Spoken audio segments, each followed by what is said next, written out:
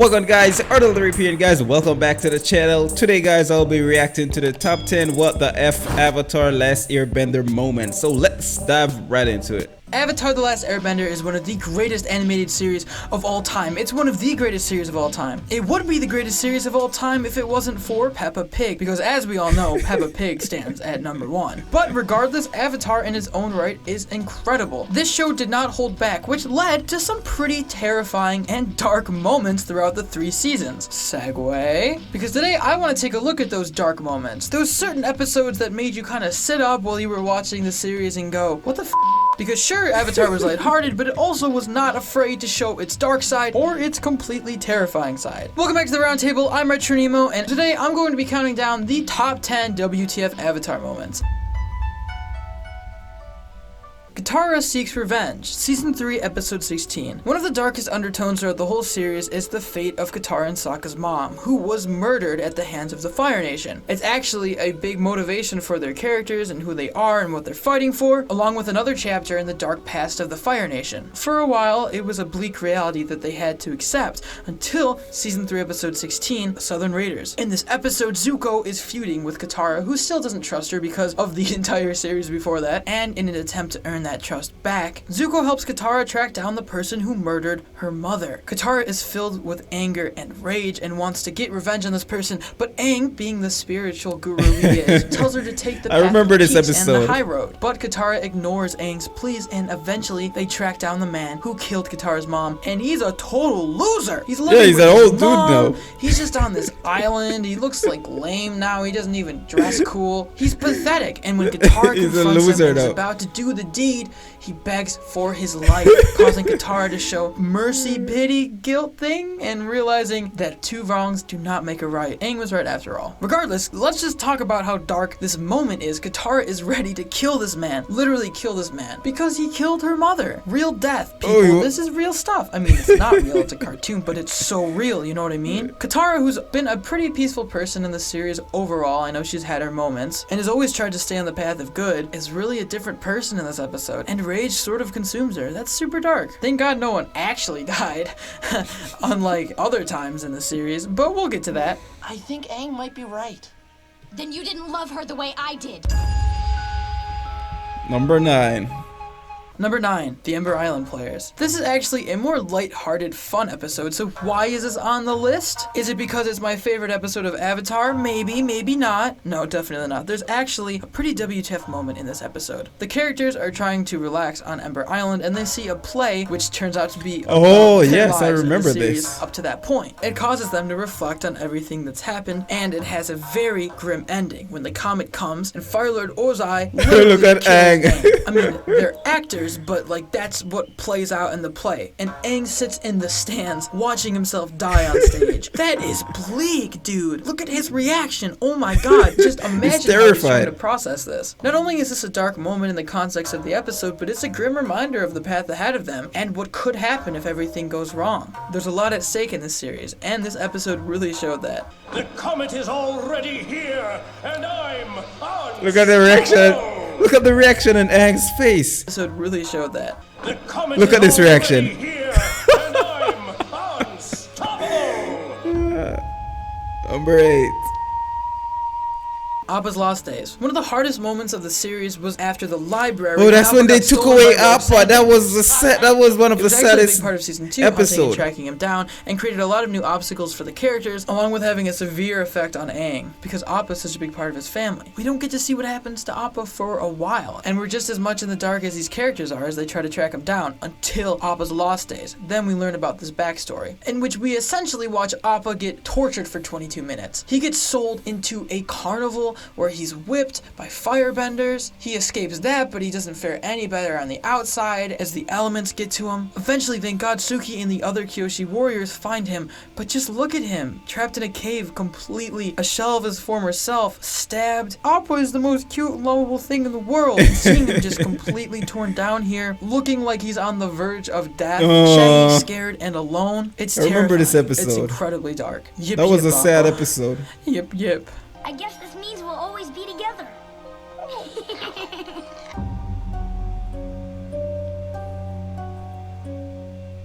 Lake Laogai. Remember before when I talked about how a character almost died? Yeah, old dude. Jet literally dies. Jet is a character in the series who pops in frequently. He's the leader of the Freedom Fighters, and he's sort of a flawed hero. I mean, he's kind of a bad guy, kind of a good guy, flips around a lot. He definitely broke Katara's trust, that's for sure. But in the episode after Appa's Lost Days, Jet actually returns to the group, claiming to be a changed person, saying he has found a new life. I think this is when he was brainwashed. Has her doubts of him, but they find out that he hasn't really flipped over a new leaf, he's just been hypnotized. Realizing this, they use his knowledge to track down Lake Laogai and eventually Appa, but Jet gets seriously injured in battle by the evil Earth Mustache Man. He's obviously not doing good, and he's being surrounded by the Freedom Fighters. However, he assures Katara and everyone that he will be fine. Although, this all changes in one line as they walk away when Toph says he's lying. They wouldn't directly show it or say it, but this is essentially implying Yeah, that's when he Jet died. died there. That he wasn't okay and that he wasn't going to be okay. That he gave himself up for the good of the group, fully redeemed, but tragically dead. Damn, Avatar, my feels hurt from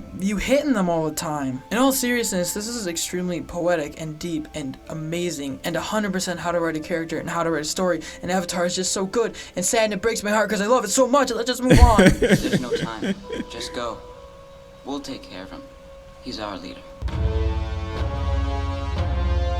You might be sitting there right now thinking, these weren't even that dark. This video sucks. I might just click off. Well, nope. Get ready, strap in, buckaroony, because it's about to get way darker, starting right now at number 6, all of Sozin's comment. This epic 4-part finale is everything that a television finale should be. It gets everything right, but that means it also has to be incredibly dark. We could list off so many moments. For instance, Aang talks to all of his past Avatar selves looking for a peaceful resolution, and they literally say to his face over and over again that he has to kill the Fire Lord himself, even the airbending one. Or how about the entire battle between Ozai and Aang, which is completely insane, full of amazing choreography, and does not hold back in the slightest. We could look at Aang on the brink of death as the Fire Lord encases him in flame around a rock, and it looks like he's really just gonna die there. Although Sozin's Comet is a mixed bag, it definitely has its dark moments, and its dark moments are some of the darkest of the series, because the stakes are so high, and because it's a giant finale. But I don't know how you just watch this fight scene and not go, what the whoa, bro. Whoa. Because I know that's what I was doing. He's using all 4 elements right there. I remember this. It's amazing. Just move on. Even with all the power in the world, you are still weak. Number 5, The Siege of the North Part 2. Now this episode features some of the purest nightmare fuel Avatar has ever had. Faceless and it monkey. of course happens in the spirit world. All of the spirit monsters in season 1 and onwards are kind of terrifying just innately, but season finales of Avatar are always the craziest, so it definitely has the craziest spirit monster. If you watched Avatar as a kid, chances are this person completely stuck with you, and of course I'm talking about the Face Stealer, Ko. He's an incredibly old spirit that steals your face the second you show any emotion. Unfortunately, back in the real world, the moon made a big uh-oh and Aang's gotta fix it. And the only one who has an answer is Ko, which led to Aang having to go down there himself, completely straight-faced, standing in front of this terrifying spider monster with 1,000 faces that literally sounds like a nightmare somebody is describing to me. And they made it an episode. This entire scene is full of suspense and tension as you wonder, can Aang keep up his straight Yeah, I face? remember The stakes this. are really high here. Imagine that the Avatar lost his face. Who's their bankable character for season 2 and 3? Suki? She's pretty cool, but she's not the Avatar. Remember Cabbage Man on the cover of season 3? I don't think so. Actually, that'd be pretty great. Ko's entire concept, his execution, the way he looks and talks and moves is literally terrifying. And I keep saying it, but it's true nightmare fuel that stuck with me ever since I was a kid. And I'm sure there's a whole generation of us out there who can say the same thing. And this is season 1 Avatar. I mean, they were ballsy, but they were nowhere near as ballsy as they were later on in the series. So, considering this was season 1, it just makes it a whole lot darker. It's been a long time since I've added a child's face to my collection. The Storm. This is a backstory episode, but it's one of my favorites just because I love the lore of the show the most, and it gives us a lot of the backstories between Aang and Zuko. Meant to just kind of contrast the two and give both the hero and the quote-unquote villain more of a fleshed out backstory, so you see them more as humans and not just these flat characters. Because Avatar is incredible, and of course it would do that in season 1, so Aang's backstory is sad and dark. What I'm really talking about in this slot is Zuko's backstory. I mean, his entire backstory is really dark. It was a banished very dark. prince who wants nothing more but the approval of his father, trying to hunt down the Avatar for no other reason than it would make his dad happy and love him again? That's bleak, homie. But when you find out the specifics, it just goes from sad to what the f. Zuko literally spoke out once during a general's meeting. Once. He just said one thing, that maybe this wouldn't work out. So his dad was like, you gotta fight the general for your honor. And Zuko's like, alright daddy, whatever you say my guy, thanks pops. But then in a last minute twist, he found out he wasn't fighting the general, but was his fighting own his father. own dad. And he refused to fight his father. Instead of being proud of his son for showing restraint or taking the high road, he gave him a permanent scar on his face that defined Zuko for the rest of the series. Not only does this show the psychopathic tendencies of Ozai, but just how screwed up the entire Fire Nation is in general, and more specifically, how he treats his kids. I mean, no wonder Zuko was crazy for a majority of the series. This guy's his dad. He literally threw fire at his own son for speaking out once at a meeting. I mean, if you're gonna be like that, just spank him or ground him. I don't know. Luckily, he got a badass scar out of it. That's a dope scar, man. I mean, it sucks. And it's really dark and terrifying, but like, it looks cool. He looks cool. I won't fight you. You will learn respect, and suffering will be your teacher. Number 3, the season 2 finale. Now, like I said before, Avatar finales are always crazy, so no surprise that this is on the list. Now, throughout the entire series, Aang was always confined by his novice abilities as a bender. Yes, he was the Avatar, but he was also a little boy who barely knew how to do anything more than airbending. So when it really hit the fan and everything went down, he always had the Avatar state, that big moment when his eyes would glow and he'd become this god for a few seconds. It saved him in the season 1 finale and many times throughout the series. It basically transformed him from this little boy to being able to do anything, and it was awesome. And in the season 2 finale, that's exactly what happened. When they were pushed against the wall and all was going downhill, Aang launched into the Avatar state and looked like he was about to take things down. Classic Avatar style. And then he literally gets zapped right out of the air by Azula. Not only does this permanently screw up his Avatar state forever, it literally kills him. In this moment, Aang dies. He's able to be saved by Katara and her magic spirit water, which is the only reason he survived, and they mention this in the series, it's true. But God, just to do that is so what the the peak of his hero's grace, about to save the day, and then he gets axed, killed right on screen. Azula is truly cold-blooded. She literally killed the Avatar. Now, I think to kill off the show's main character is pretty WTF. Even if it's just for a second. I know it's not like he died. Like, literally he did, but like, you know, he was fine like a second later. But there was that moment when we weren't really sure. And I can't even imagine watching it for the first time, just wondering, hanging, what's gonna happen. It's an emotional roller coaster for sure.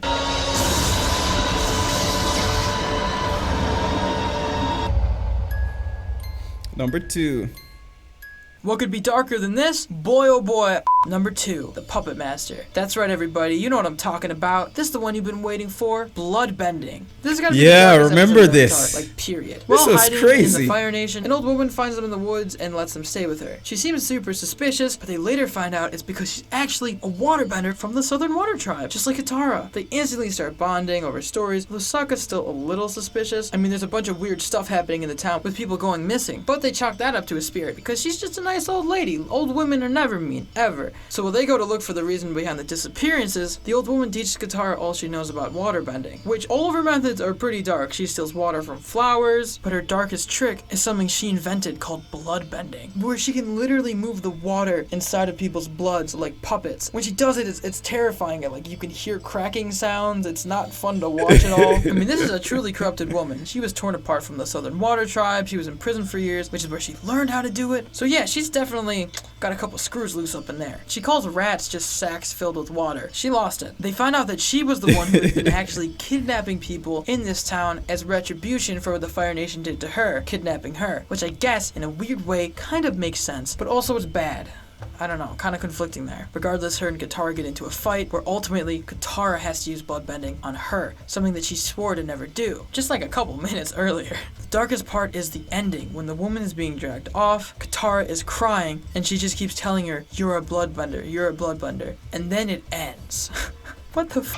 First of all, these 22 minutes are incredibly dark, especially for an Avatar episode. The subject matter is about moving people's bloods to possess their body. The old woman's backstory is super sad, and what she's doing to people is really gross. When they move, their bones crack. It's just watching people being bloodbended is hard to watch, like the cracking. This is definitely the darkest the series has gone in what can be considered like a filler episode, or just like a one-off episode. I mean, this doesn't have anything to do with the plot. They just decided to make a freaky episode about people being bended with their blood. What's so so crazy about it is it's like one of those unanswered questions in Avatar, that elephant in the room. You know, people would start thinking about bending and what bending could do, and they'd be like, could you bend blood? Technically there's water in it, right? And it'd be kind of left up to your imagination till they decided to make a whole episode answering that question, and it was terrifying. And so that's how we got one of the darkest episodes of Avatar ever. Congratulations, Katara. You're a bloodbender. Finally, number 1, the Southern Air Temple. Okay, this might take some justifying because it's number 1, but I think this is truly. Oh, this the is most probably when he WTF returned part of home the and entire found out that series. And if you don't everyone agree is with me, dead. that's totally fine. Let me know down in the comments. Civilized. When Avatar just began, no one knew what it was Everyone about, or was what it thought could be, or everyone what dead. it was going to be. It was just a quirky cartoon about a boy in an iceberg. We were only 3 episodes in, so that's why this entire episode is extremely what the because of how incredibly dark it is 3 episodes in. It literally follows Sokka, Katara, and Aang as they visit the Southern Air Temple where Aang used to live. Now, canonically, all of the Airbenders, Aang's entire civilization, Everyone his family, wiped out. everything and everyone he knew had died and were dead. At first, Katara and Sokka tried to keep it from him, tried to shield him from the darkness of the situation, but eventually Aang stumbles upon the literal remains of his old teacher and closest family. Look at this scene! A little boy standing in front of the remains of the closest thing he had to a father and a friend. 3 episodes in, my guy. 3 episodes in! This is the moment, in my opinion, that the show really showcased how dark it could get and how dark it was going to get. It basically told the audience it's not going to hold back to tell a compelling and amazing story. And part of that is going to all of the dark, twisted parts of it as well. But still, the entire situation is totally what the Looking at his backstory, Aang only meant to run away for like a second when he found out he was being taken away from his teacher. It was like a moody teenage moment that was never meant to end how it did, with him being frozen in the iceberg. It was made even worse by the fact that his teacher swore that he would never let the others take him away from Aang, meaning that Aang was kind of sad over nothing, because Gyatso would stay with him to the very end. But instead he got frozen, they all died, and then he ended up standing at the foot of his remains. This kicked off everything the series was going to be and gave us a big part of Aang's character and his motivations. It showed us how much he lost at the hands of the Fire Nation. It literally set up his entire character and his entire character arc. They could have dumbed this concept down or done it in a less obvious way where the audience had to infer, but Team Avatar decided to just show it in all of its terrifying realness. And if you don't think it's what the that a Nickelodeon show would have a 12-year-old looking at the corpse of his dead father figure, teacher, monk, best friend 3 episodes in, then I really don't know what else to say. Firebenders? They were here? Gyatso. There you have it, guys. Those are, in my opinion, the top 10 WTF Avatar The Last Airbender moments. Hopefully you agree with the list, but if you don't, guys... Alright guys, that's the video. Thank you guys for watching this video. This was a very good video. A lot of these scenes I remember basically every one of these scenes, even though I've watched Avatar a very long time ago. Growing up, Avatar was my favorite cartoon to watch, so it's the memories of the scenes still stuck with me. So thank you guys for watching this video. If you like it, ensure you drop a like on it. If you're new to the channel, ensure that you hit the subscribe button. My name is Ardell the Reaper, guys, and until next time, I will see you. Peace out.